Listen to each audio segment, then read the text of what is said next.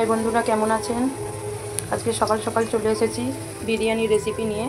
আমার ছেলে বিরিয়ানি খেতে চেয়েছে, তার জন্য বানাচ্ছি বিরিয়ানি।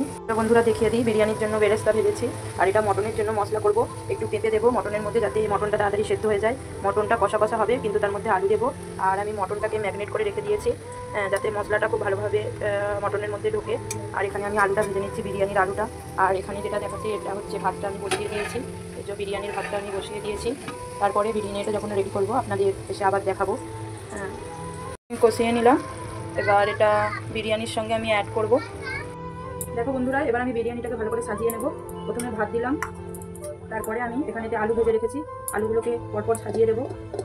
আর এখানে দিয়েছি হাঁস ডিম, ডিমগুলোকেও আমি সাজিয়ে নেব।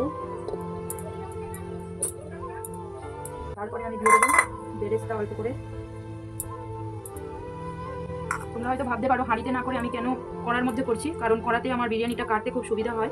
আর এখানে মটন তুলে রেখেছি, মটন কষা। যেহেতু আমরা মটনটা বিরিয়ানির সাথে খাবো, তার জন্য অল্প করে আমরা মটনটা দিচ্ছি এখানেতে, যাতে বিরিয়ানিটার টেস্টটা খুব ভালো হয়, তার জন্য দিয়ে দিলাম।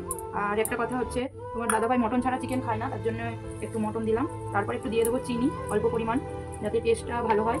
তারপরে দিয়ে দেবো স্বাদ মতো নুন। তারপরে যখন দেওয়া হয়ে যাবে, এখানে আমি দুধটা নিয়ে নিয়েছি। দুধের মধ্যে আমি দেবো গোলাপ জল অল্প, কেওড়া জল অল্প করে আমি দুধটার মধ্যে মিশিয়ে নেব। আর এটা দেবো আতর, দিয়ে দিলাম। তারপর এটাকে ভালো করে গুলিয়ে নিলাম। গুলিয়ে নেওয়ার পরে এটা আমি অল্প অল্প করে দিয়ে দেবো, পুরোটাই দিয়ে দেবো না, অল্প পরিমাণে আগে দিয়ে দেবো। তারপরে ওপরের থেকে আবার একটু দেবো দুধটা। তারপরে দেবো অল্প পরিমাণে ঘি। ঘিটা শরীরের পক্ষে খুবই উপকারী, কিন্তু যেহেতু বিরিয়ানির মশলা, যে যার পরিমাণে সেটা দিয়ে দিতে পারবে। যতটা পরিমাণে বিরিয়ানিটা হবে সেই পরিমাণে আপনারা মেশাতে পারবেন বিরিয়ানি মশলাটা, কারণ কেউ মশলা খুবই কম খায়, তার জন্য আমি দিলাম। তারপরে আমি আবার অ্যাড করব ভাত। ভাতটা আমি আবার দিয়ে দিলাম। দিয়ে আমি কড়ার মধ্যে করেছি, কারণ বিরিয়ানিটা কাটতে খুবই সুবিধে হয়। আর হচ্ছে আলুগুলো ভেঙে যায় না, বা মাংসগুলো যেগুলো থাকে সেগুলোও ভেঙে যায় না। আমার খুবই সুবিধের জন্য আমি কড়ার মধ্যে করলাম, হাঁড়িতে কাটতে গেলে আলুগুলো ভেঙে যায়। দিয়ে দিলাম আমি ভাতগুলো। তারপরে ওপর থেকে আবার একটু বেরেস্তা দিয়ে দেবো। কেমন লাগলো বন্ধুরা খেয়ে সবাই বলবেন, বা বাড়িতে এটা বানিয়েও, আমি যেমন যেমন করে করলাম বাড়িতে বানিয়েও খেতে পারবেন। খুব অল্প সময়ের মধ্যে এটা বানাচ্ছি, আপনাদের কেমন লাগলো সেটা বলবেন।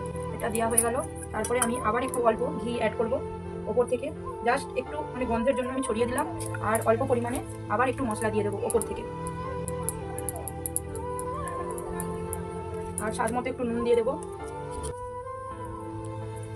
কেমন লাগলো বন্ধুরা সবাই জানাবেন কমেন্ট করে। আমার বিরিয়ানি রেডি হয়ে গেছে। এবার আমি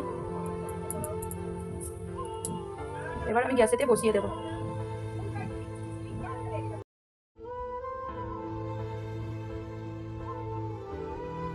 বিরিয়ানিটা